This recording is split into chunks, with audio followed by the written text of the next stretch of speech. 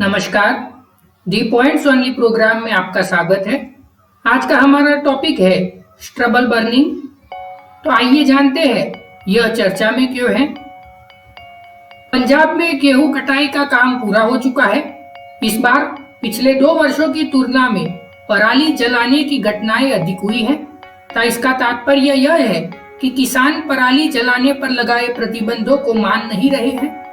ज्ञातव्य है कि इस प्रतिबंध को लागू करने के लिए 1981 में ही एक कानून बना दिया गया था, जिसका नाम वायु प्रदूषण बचाव एवं नियंत्रण अधिनियम यानी कि air prevention and control of pollution act 1981 था।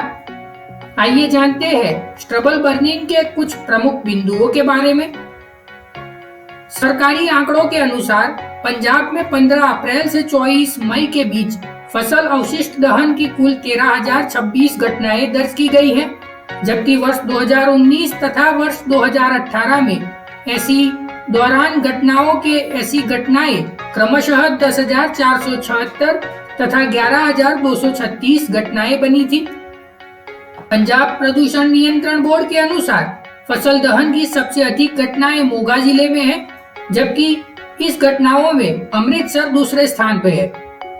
आइए अभी बात करते हैं स्ट्रबल बर्निंग क्या होता है।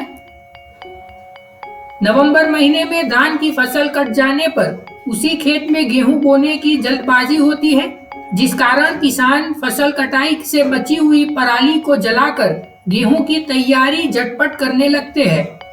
ऐसा करने से न केवल वायुमंडल में कार्बन डाइऑक्साइड, सल्फर डाइऑक्साइड और नाइट्रोजन डाइऑक्साइड जैसे हानिकारक गैसों का ही नहीं, अपूर्व पार्टिकुलेट पदार्थ भी उत्सर्जित होते हैं।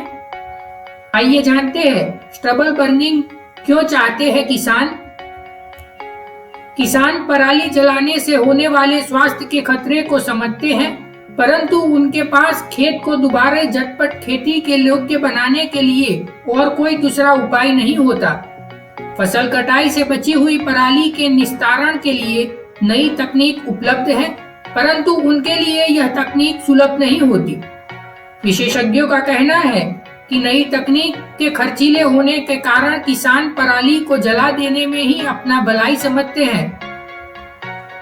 ऐसा नहीं है कि पराली जलाने से क्षति ही क्षति होती है, इसके कुछ लाभ भी होते हैं, जैसे कि इससे खेत झटपट तैयार हो जाता है।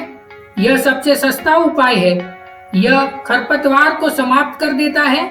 इन खरपतवारों में कुछ ऐसे भी होते हैं जिनको कीटनाशक दवाओं से मारना कठिन होता है। यह कीड़े मकोड़ों को भी मार देता है। इसके अलावा इससे नाइट्रस ट्राई अप में भी कमी आती है। आइए जानते हैं स्ट्रबल बर्निंग के वैकल्पिक उपायों के बारे में। धान के डंठलों से बिजली बनाई जा सकती है। ऐसा करने से किसान पराली को नहीं जलाएंगे और उन्हें रोजगार के अवसर भी मिलेंगे। इसके अलावा पराली को मिट्टी में ही दबा देने से मिट्टी की नमी में सुधार आएगा और इसके भीतर मृदा सूक्ष्म जीवों की संख्या बढ़ेगी, जो अंततः पौधों के बेहतर विकास में काम आ सकती है। पराली को कंपोस्ट करके जैव खाद में भी बदला जा सकता है। इसके अलावा पराली से खमीर प्रोटीन भी निकल सकता है, जिसका उपयोग उद्योगों में किया जा सकता है।